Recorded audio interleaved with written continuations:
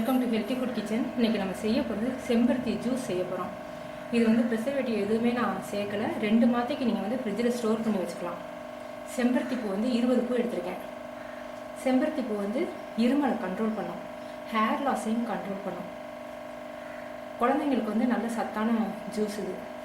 அதோட இந்த பூவோட எதில காய வச்சு மெக்சிகனில் வந்து கார்னிஷ் பண்ண யூஸ் பண்ணுறாங்க. செம்பருத்தி பூ வந்து 20 பூ எடுத்திருக்கேன். எலுமிச்சம்பழம் பெரிய பழமாக 5 பழம் எடுத்திருக்கேன். சீனி வந்து 1.5 கப்பு, தண்ணி 1 கப் எடுத்திருக்கேன்.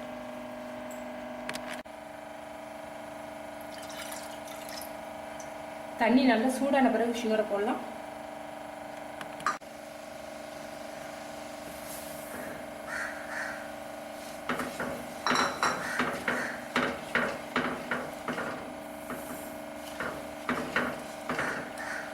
சீனி கரைஞ்சா போதும், ரொம்ப பாகு மாதிரி நீங்கள் காய்ச்ச வேணாம். இப்போ சீனி நல்லா கரைஞ்சிருச்சுங்க. இப்போ நம்ம என்ன பண்ண போகிறோம், இந்த அடுப்பு அமர்த்திடுங்க. சீனி கரைஞ்ச பிறகு அடுப்பு அமர்த்திடுங்க. இந்த எதெல்லாம் போட்டு நம்ம மூடி வைக்க போகிறோம். செம்பருத்தி பூவை போட்டு கொதிக்க விடாதீங்க, சத்து போயிடும்.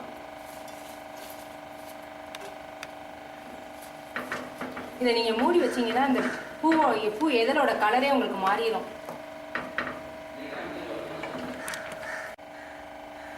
மூடி ஆற வச்சுருங்க, மூடிடுங்க. ஆறின பிறகு நம்ம இதை வடிகட்ட போகிறோம். நல்லா ஆறிடுச்சுங்க. இப்போ நம்ம இதில் வடிகட்டிடுவோம். சீனியில் வந்து அழுக்கு இருக்கும்.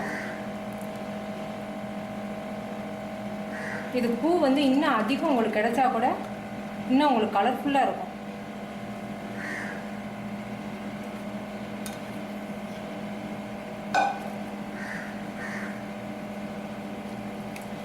செம்பருத்தியில் வந்து டேஸ்ட் இருக்காது, வழுவழுப்பு தன்மை தான் இருக்கும்.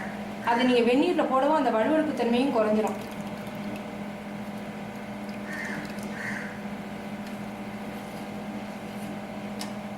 லெமன் ஜூஸ் நம்ம எடுத்து வச்சது.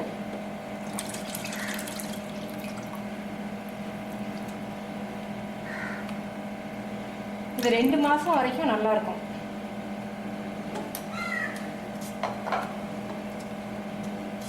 இதில் நீங்கள் வேணும்னா ஸ்மெல்லுக்காக வந்து ரோஸ் எசன்ஸ் வேணால் நீங்கள் ஆட் பண்ணிக்கலாம்.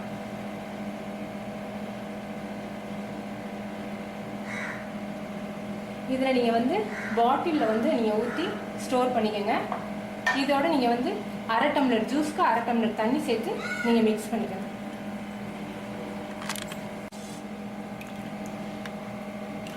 செம்பருத்திக்கு வந்து டேஸ்ட்டும் இல்லை, ஸ்மெல்லும் இல்லை.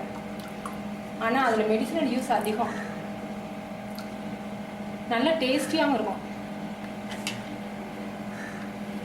1/2 டம்ளர் ஜூஸ்க்கு 1/2 டம்ளர் தண்ணி சேர்க்குறேன். ஐஸ் கியூப் சேர்க்குறேன். ஜூஸ் ரெடி ஆயிடுச்சுங்க. நீங்கள் செஞ்சு பார்த்துட்டு உங்கள் கமெண்ட்ஸ் எனக்கு சொல்லுங்கள். தேங்க்யூ.